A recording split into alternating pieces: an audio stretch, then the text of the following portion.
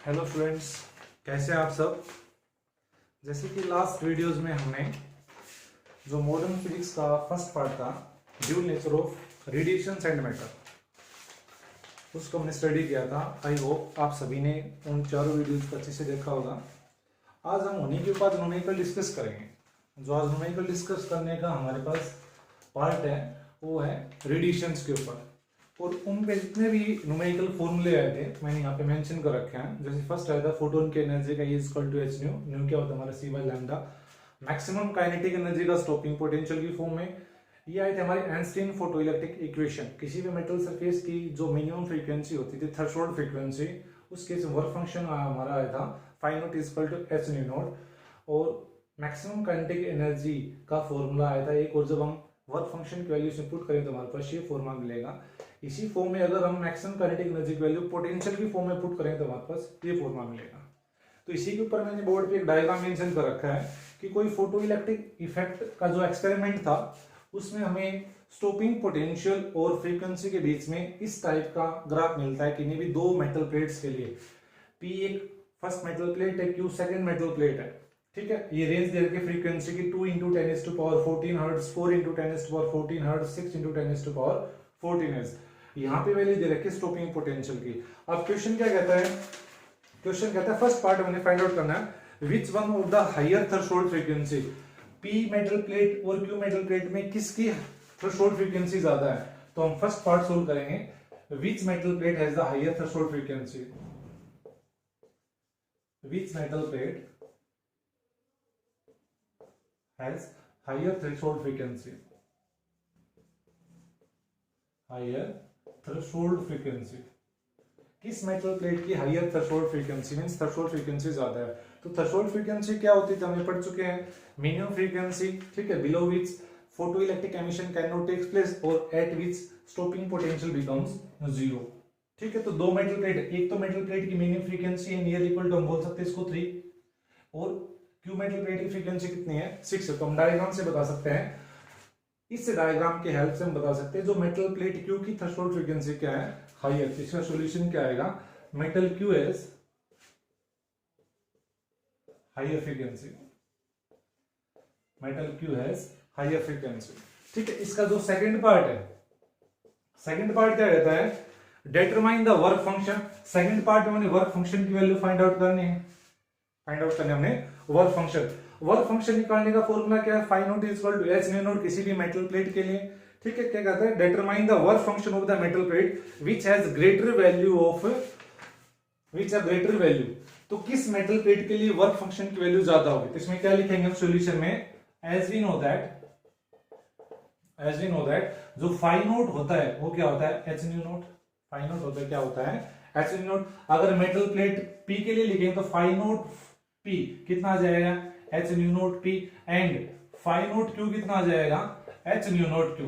अब डायग्राम से अभी हमने इससे पहले वाले पार्ट में पढ़ा था, जो मेटल प्लेट क्यू है उसकी फ्रीक्वेंसी थ्रेशोल्ड फ्रीक्वेंसी क्या है, हाई है, high threshold frequency, high threshold frequency. तो हम क्या लिखेंगे, एज फ्रॉम डायग्राम जो थ्रेशोल्ड फ्रीक्वेंसी है मेटल प्लेट की वो मेटल प्लेट पी से क्या है ज्यादा है।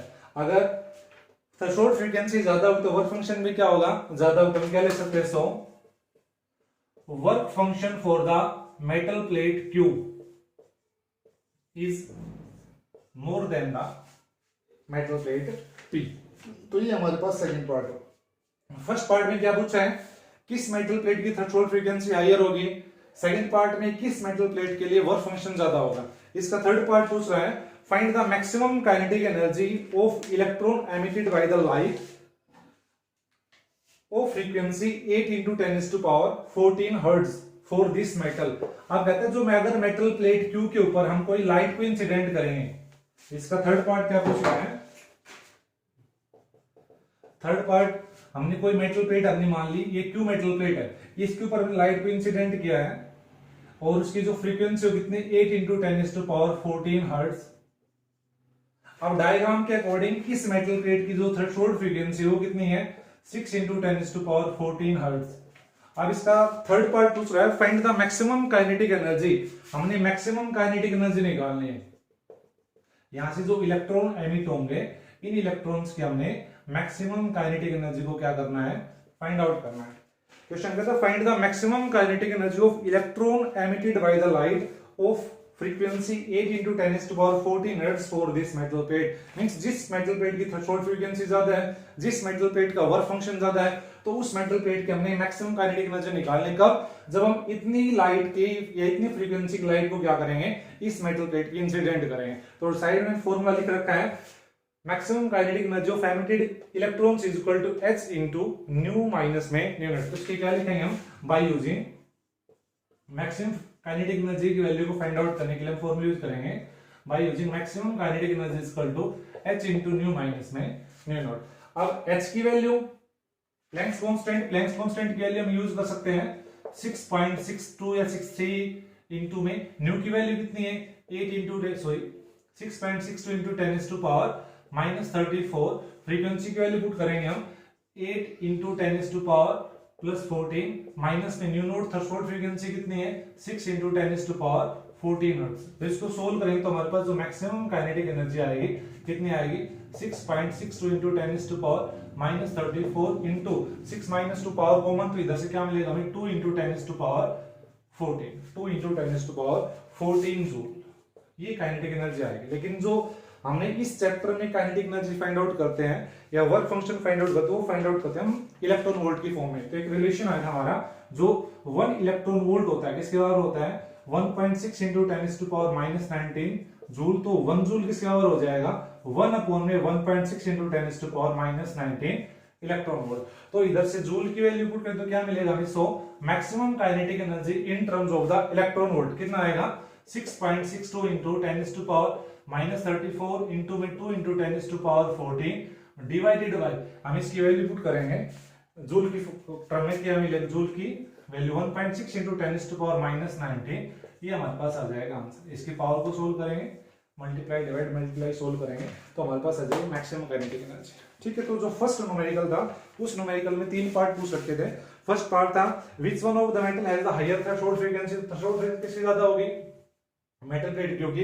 सेकंड पार्ट था determine the work function which has greater value, तो वर्क फंक्शन किस पे डिपेंड करता है थ्रेशोल्ड फ्रीक्वेंसी पर, तो जिसका थ्रेशोल्ड फ्रीक्वेंसी ज्यादा होगी तो उसका वर्क फंक्शन भी क्या होगा ज्यादा होगा। थर्ड पार्ट पूछ रहा था अगर क्यू मेटल प्लेट के ऊपर हम इतनी फ्रीक्वेंसी की लाइट को इंसिडेंट करेंगे तो उसके मैक्सिमम काइनेटिक एनर्जी कितनी आएगी, फॉर्मूला यूज करेंगे, मैथमेटिक्स की वैल्यूज पुट करेंगे, मैथमेटिकली सोल्व करेंगे। फर्स्टली हमारे पास आएगी इसका आंसर जूल में, जूल को कन्वर्ट करेंगे इलेक्ट्रॉन वोल्ट में, तो इस रिलेशन का हम यूज करेंगे, वैल्यू पुट करेंगे सबसे पहले, पावर को सोल्व करेंगे और मल्टीप्लाई करेंगे। ये था हमारा फर्स्ट न्यूमेरिकल।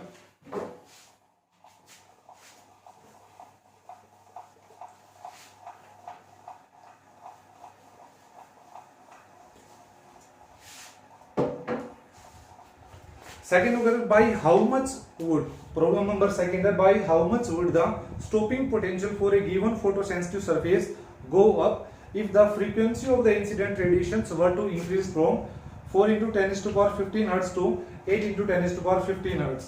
क्वेश्चन क्या कहता है कि कोई भी हमने एक मेटल प्लेट मान ली, कोई मेटल प्लेट मान ली, अब इस मेटल प्लेट पे हम पहले फ्रीक्वेंसी पुट की 4 into 10 to the power 15 hertz, 15 hertz ये फ्रीक्वेंसी लाइट पुट किया हमने। फिर नेक्स्ट केस में यही सेम मेटल प्लेट है, हमने उसके ऊपर फ्रीक्वेंसी को इंक्रीज किया और इसकी वैल्यू इंक्रीज किया हमने 8 into 10 to the power 15 hertz, 8 into 10 to the power 15 hertz. Question क्या कहता है by how much would the stopping potential, तो हमने फाइंड आउट करना है change in stopping potential, change in stopping potential, change in stopping potential. आप question में दोबारा रिपीट कर ध्यान से सुनना, bye how much would the stopping potential for a given photosensitive surface go up, go up का मीनिंग है कितना इंक्रीज होगा, क्योंकि जो स्टॉपिंग पोटेंशियल है वो फ्रीक्वेंसी की क्या होता है डायरेक्टली प्रोपोर्शनल होता है, ये हम ऑलरेडी पढ़ चुके हैं। If the frequency of the incident radiations were increase from this to this, और इसमें गिवन में दे रखा है हमने जो प्लैंक्स कांस्टेंट h की वैल्यू यूज करनी है 6.4 into 10 to the power -34 joule second, क्योंकि हमें पता है h की वैल्यू कोई फिक्स नहीं है, इक्विवेलेंट वे हम इसकी एप्रोक्सीमेट वैल्यू यूज करते हैं, कभी 6.6 लेते हैं, इसी प्रॉब्लम में 6.62 यूज करते हैं, इसी में 6.63 यूज करते हैं। ठीक है, तो इस प्रॉब्लम को कैसे सोल्व करेंगे, मैं दोबारा क्वेश्चन रिपीट करता हूँ। ये सेम मेटल प्लेट है, हमने पहले इतनी फ्रीक्वेंसी को पुट किया, फिर हमने फ्रीक्वेंसी को इंक्रीज किया। अब क्वेश्चन क्या कहता है कि कितनी अमाउंट से स्टॉपिंग पोटेंशियल क्या होगा, चेंज होगा। चेंज दो फॉर्म में होता है, एक तो इंक्रीज की फॉर्म में, एक डिक्रीज की फॉर्म में। अब जो स्टॉपिंग पोटेंशियल है वो इंसिडेंट फ्रीक्वेंसी के क्या करता है, क्या होता है, डायरेक्टली प्रोपोर्शनल होता है। ठीक है, तो इसको सोल्व करने के लिए देखो हम क्या करेंगे, तो इसमें क्या लिखेंगे, एज वी नो दैट इस फॉर्मूले का यूज करेंगे हम, e V naught is equal to H nu minus में फाइनल, एच न्यू माइनस में फाइनल। अब हम पहले इस फ्रीक्वेंसी के लिए फॉर फर्स्ट फ्रीक्वेंसी अब लिखेंगे हम according to the question, according to the question. अब फर्स्ट फ्रीक्वेंसी के लिए फॉर्मूला क्या आएगा, e V naught is equal to H nu one minus में फाइनल, इक्वेशन नंबर फर्स्ट। ये हमने इस फ्रीक्वेंसी के लिए इस फॉर्मूले को राइट किया। And for second frequency E V note कितना आ जाएगा, एच न्यू टू माइनस में five note. Work function for this metal will be constant, क्योंकि मेटल प्लेट क्या हमारे सेम है, तो वर्क फंक्शन भी क्या होगा, सेम होगा। अब स्टॉपिंग पोटेंशियल वेरी किसके साथ करेगा, अब क्या करेंगे नाउ, इक्वेशन सेकंड में से हम इक्वेशन फर्स्ट को माइनस करेंगे, इक्वेशन सेकंड में से फर्स्ट को क्या करेंगे हम माइनस करेंगे। तो ये सेम टर्म है, ये इधर से माइनस का साइन, यहाँ पे माइनस का साइन, यहाँ पे माइनस माइनस प्लस, ये फैक्टर क्या हो जाएंगे कैंसिल। यहाँ पे क्या मिलेगा देखो, सॉरी यहाँ पे फर्स्ट और यहाँ पे क्या आएगा सेकंड, क्योंकि पोटेंशियल भी क्या करेगा इधर से वेरी करेगा, तो इधर से क्या मिलेगा हमें, वी नोट टू माइनस में V naught one is equal to, इनमें से हम एच को कॉमन निकालें, क्या आएगा न्यू टू माइनस में न्यू वन।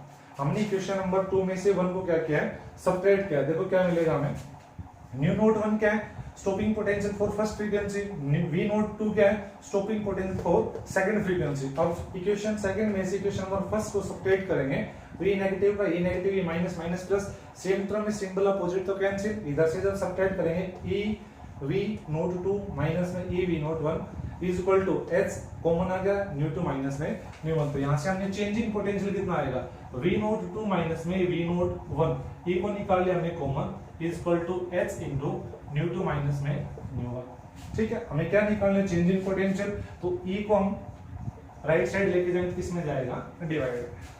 अब हमारे पास h की वैल्यू है 6.4 into 10 to power minus 34, nu two की वैल्यू कितनी है 8 into 10 to power 15 hertz, nu one की वैल्यू कितनी है 4 इंटू 10 टू पावर 15 हर्ट्ज, और ई क्या यहाँ पे चार्ज होने इलेक्ट्रॉन, ई क्या यहाँ पे इलेक्ट्रॉन का चार्ज कितना होता है 1.6 into 10 to power minus 19 coulomb. इसको सोल्व करेंगे, इनकी सारी न्यूमेरिकल वैल्यू पुट करेंगे, तो हमें क्या मिलेगा, नाउ चेंज इन पोटेंशियल कितना आएगा, V नोट 2 माइनस में V naught 1 is equal to h की value 6.4 into 10 to power minus 34 divided by electron का charge 1.6 into 10 to power minus 19। अब न्यू 2 की वैल्यू कितनी है 8 into 10 to power 15 hertz, nu 1 की वैल्यू कितनी है 4 इंटू 10 टू पावर 15 हर्ट्ज। अब पावर दोनों की क्या है सेम है, तो 8 माइनस 4 कितना आएगा आपका 4, तो इन न्यू 2 माइनस न्यू 1 की वैल्यू जब सोल्व करेंगे तो हमें क्या मिलेगा 4 इंटू 10 टू पावर 15 हर्ट्ज, इधर से कितना आ जाएगा 4 इंटू 10 टू पावर 15 हर्ट्ज। इसको सोल्व कर लेंगे, हमारे पास इसका आंसर आ जाएगा। ठीक है, ये वैल्यू आ गया हमारे पास चेंज इन पोटेंशियल। ठीक है, ये था हमारी प्रॉब्लम सेकंड। नेक्स्ट प्रॉब्लम क्या है,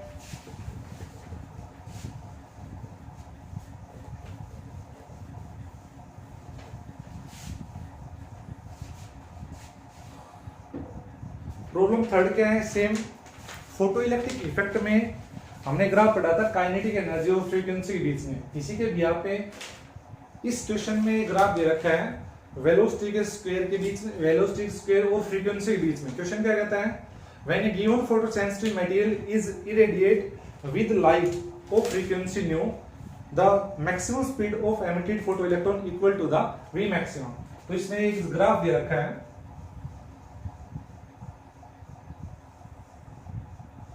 एक ग्राफ दे रखा है, यहां पे ले रखी है मैक्सिमम स्पीड का स्क्वायर और यहां ले रखी है फ्रीक्वेंसी, यहां ले रखी है फ्रीक्वेंसी।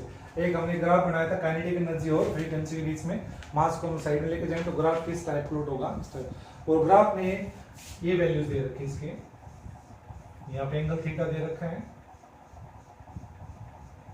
अल्टरनेट एंगल यहाँ पे थीटा दे रखा है, यहाँ पे इसकी वैल्यू 0 और इसका जो मैग्नीट्यूड दे रखा है ये दे रखा है n और फ्रीक्वेंसी का जो मैग्नीट्यूड है वो है n, ये क्वेश्चन में दे रखा है। ठीक है, अब हमने फाइंड आउट करना है फर्स्ट केस में obtain expression for the Planck's constant. हमने प्लैंक्स कांस्टेंट की वैल्यू को क्या करना है, फाइंड आउट करना है। इस ग्राफ की हेल्प से हमने किसकी वैल्यू निकालनी है, प्लैंक्स कांस्टेंट। ठीक है, सेकंड क्वेश्चन क्या कहता है, वर्क फंक्शन निकालना है।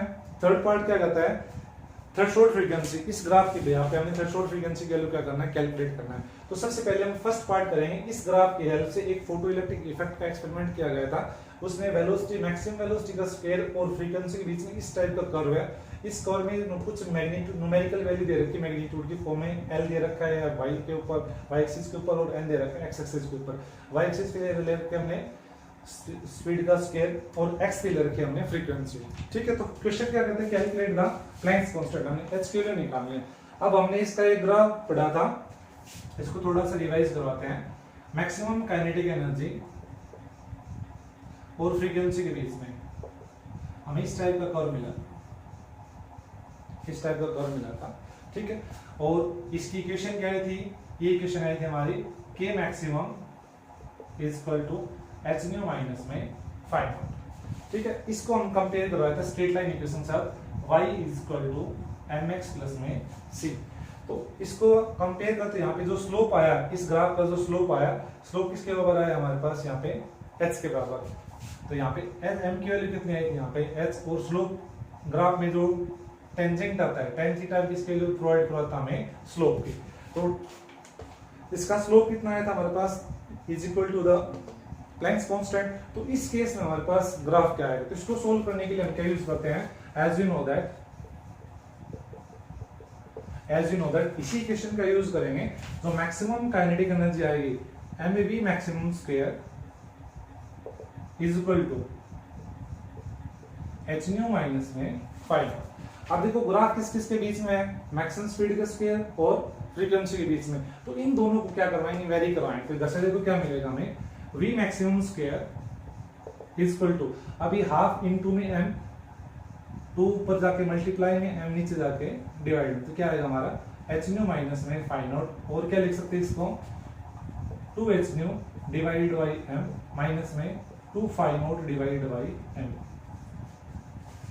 तो हमारे पास ये इक्वेशन आ गई, v maximum square is equal to 2h nu divided by m minus में 2 5 नॉट बाई।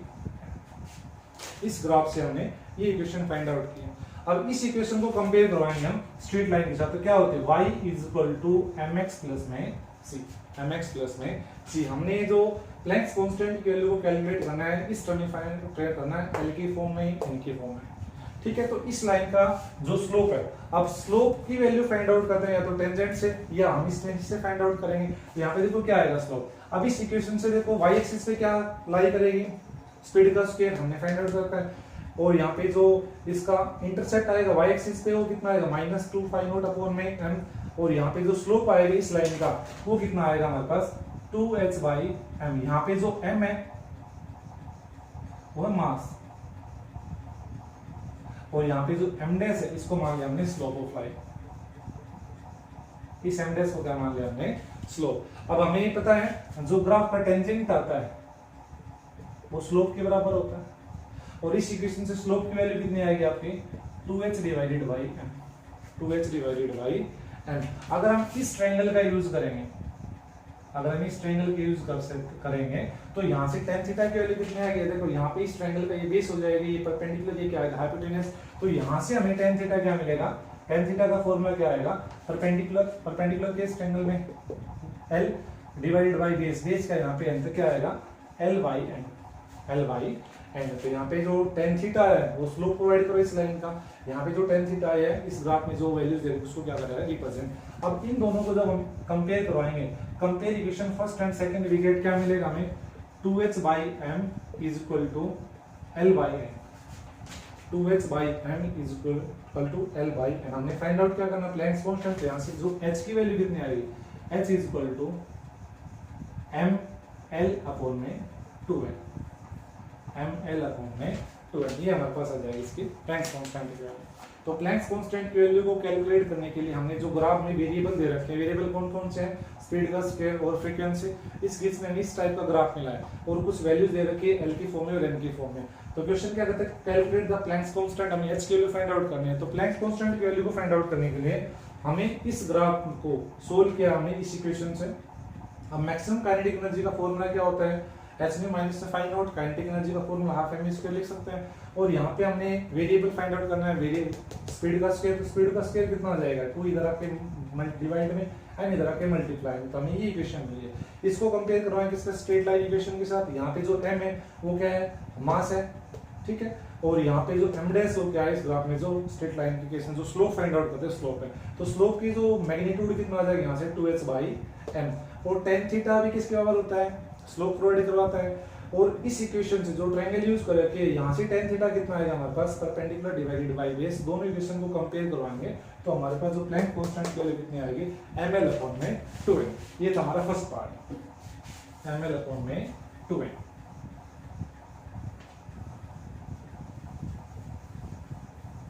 अब इसका जो सेकंड पार्ट पूछ रहा है, सेकंड पार्ट क्या कहता है, work function of the given photosensitive material in terms of parameter L N and M.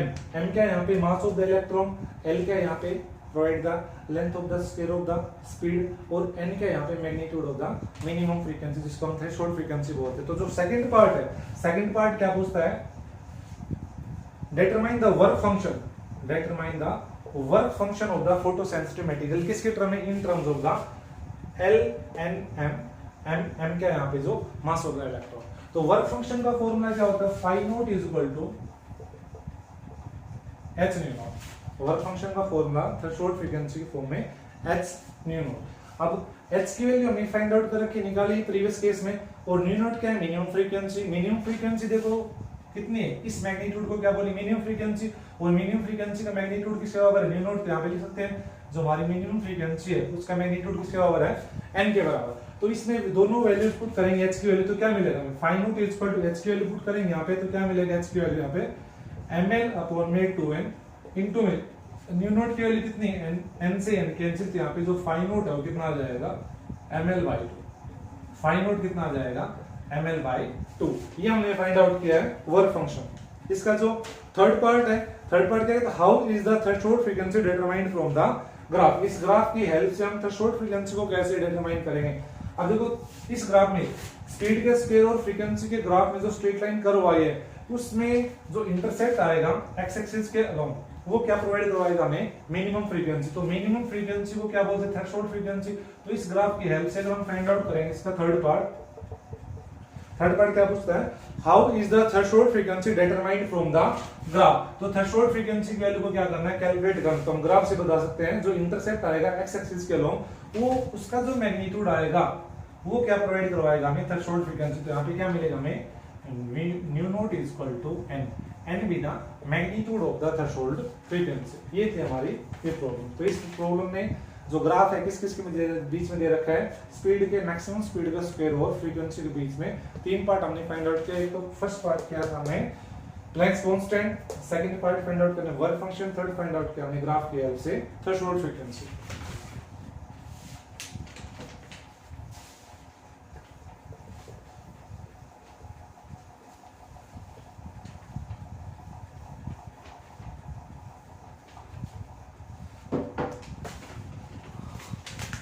एक तो पार्ट ये हमने इस प्रॉब्लम के ऊपर। अब एक टाइप क्वेश्चन पूछ लेते हैं, कोई भी बल्ब है उसके हमें पावर दे रखी है, ये पूछ ले भाई किसी भी पर्टिकुलर टाइम में, एक दिन में या 10 घंटों में या 20 घंटे में या 5 मिनट में या 5 सेकंड में कितने फोटोन को एमिट करेगा। ठीक है, हमें पावर मिलेगी और हमें number of photons find out करने हैं, टाइम भी मिल सकता हमें। तो इस प्रॉब्लम को कैसे सोल्व करेंगे, तो जो नेक्स्ट प्रॉब्लम है हमारे पास है calculation of number of photon from the emitted source,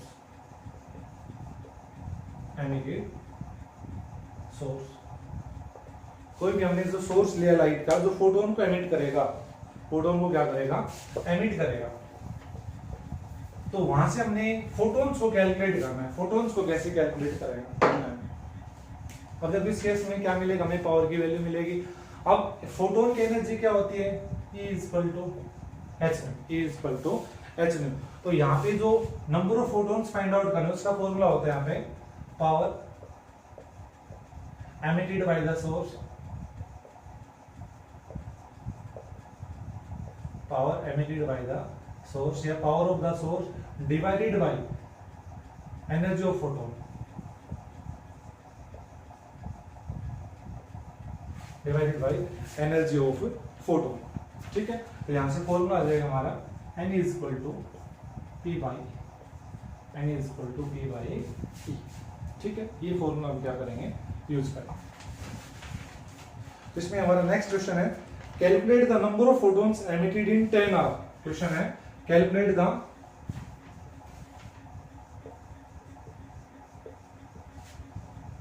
number of photons in 10 hours by a 60 watt sodium lamp. और सोडियम लैंप की जो लाइट एमिट होगी उसकी वेवलेंथ दे रखी है 5893 एंगस्ट्रॉम, 5893 एंगस्ट्रॉम ये वेवलेंथ दे रखी है। तो सबसे पहले देखो गिवन में क्या दे रखा है, इसको सोल्व करेंगे। तो गिवन में क्या दे रखा है, गिवन में दे रखी है wavelength of emitted light 5893 angstrom.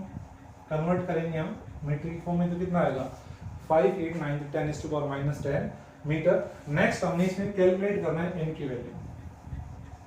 और गिवन में क्या दे रखा है, power is equal to 60 volt और टाइम कितना दे रखा है यहाँ पे 10 hours.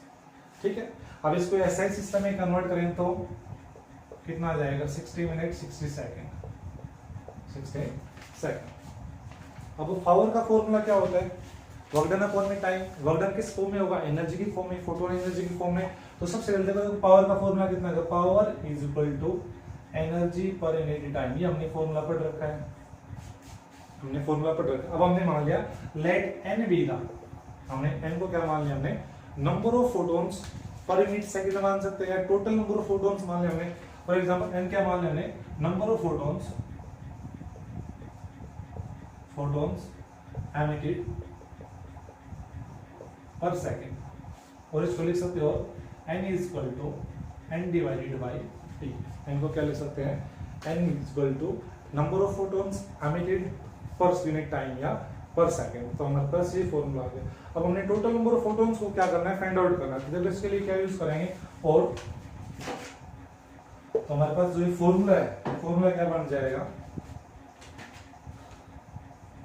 Power is equal to total number of photons into में एनर्जी, और P is equal to n की वैल्यू पुट करेंगे कितना आ जाएगा n times of E upon में T।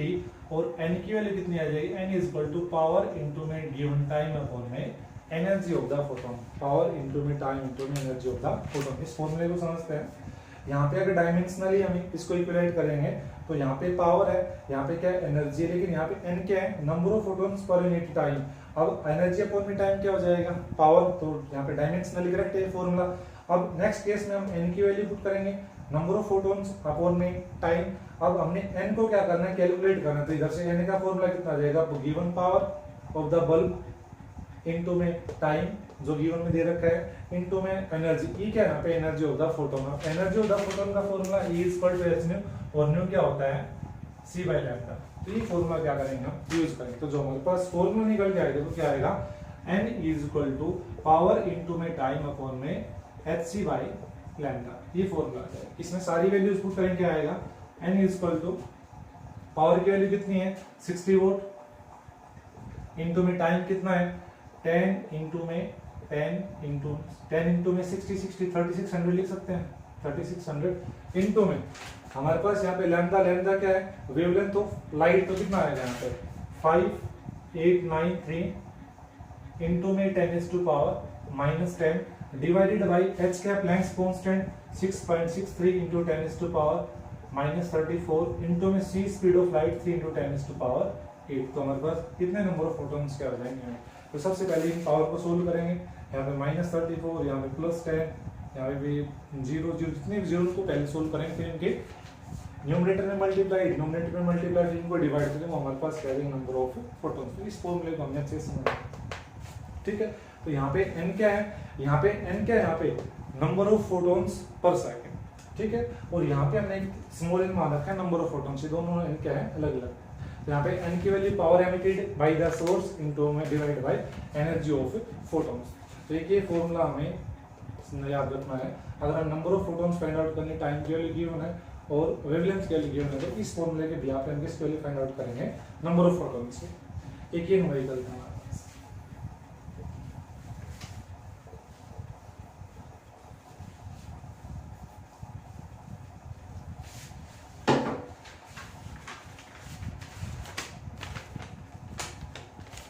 नेक्स्ट न्यूमेरिकल है मोनोक्रोमेटिक लाइट। मोनोक्रोमेटिक का मीनिंग है single coloured light. Monochromatic light of frequency दे रखी है nu is equal to 6 × 10⁻14 hertz, given value दे रखी है। कोई भी मोनोक्रोमेटिक लाइट है उसकी फ्रीक्वेंसी कितनी, nu is equal to 6 × 10⁻14 hertz is produced by a laser. The power emitted is, इसकी पावर दे रखी है P is equal to 2 × 10⁻³ volt. अब इसमें हमने कैलकुलेट करना है। फर्स्ट पार्ट क्या कहता है, what is the energy of each photon, E की वैल्यू फाइंड आउट करनी है हमने, energy of each photon. Second part है how many number of photons per second, तो हमने सेकंड पार्ट फाइंड आउट करना है, how many number of photons per second, number of photons per second on an average are emitted by the source. एक हमने किसकी value निकालनी है, number of photons per second. देखो यहां से क्या मिलेगा, सबसे पहले एनर्जी ऑफ फोटोन का फॉर्मूला क्या होता है, E is equal to h nu. Nu की वैल्यू गिवन में है, h की वैल्यू में पता है कितना है, E is equal to 6.62 × 10⁻³ joule second. Frequency की वैल्यू करेंगे 6 × 10⁻14, फिर हमारे पास क्या जाएगा answer. This is the energy of the photon. जो ये एनर्जी आएगी वो हमारे पास आएगी जूल में। इसको कन्वर्ट करना किसमें, इलेक्ट्रॉन वोल्ट में, तो किसको, ये हमारे पास आंसर आ रहा है जूल में। हमें एनर्जी जो फोटोन की हम लेते हैं किसमें लेते हैं, इलेक्ट्रॉन वोल्ट में। तो क्या करेंगे, इसको divide 6.62 × 10⁻34 into 6 × 10⁻14 divided by E, electron के चार्ज से क्या करेंगे इसको डिवाइड। तो ये जो आंसर है किसमें आ जाएगा हमारे पास, इलेक्ट्रॉन वोल्ट।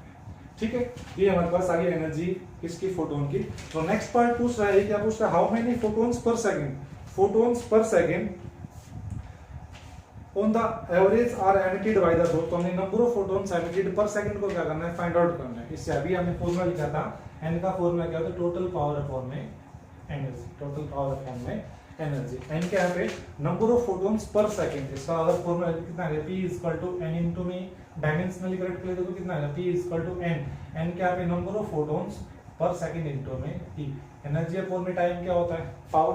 तो डायमेंशनली करेक्ट है फॉर्मूला। तो इधर से देखो क्या आएगा, n की वैल्यू पावर की वैल्यू गिवन में है कितनी आ गई, 2 × 10⁻³ वोल्ट डिवाइडेड बाय E।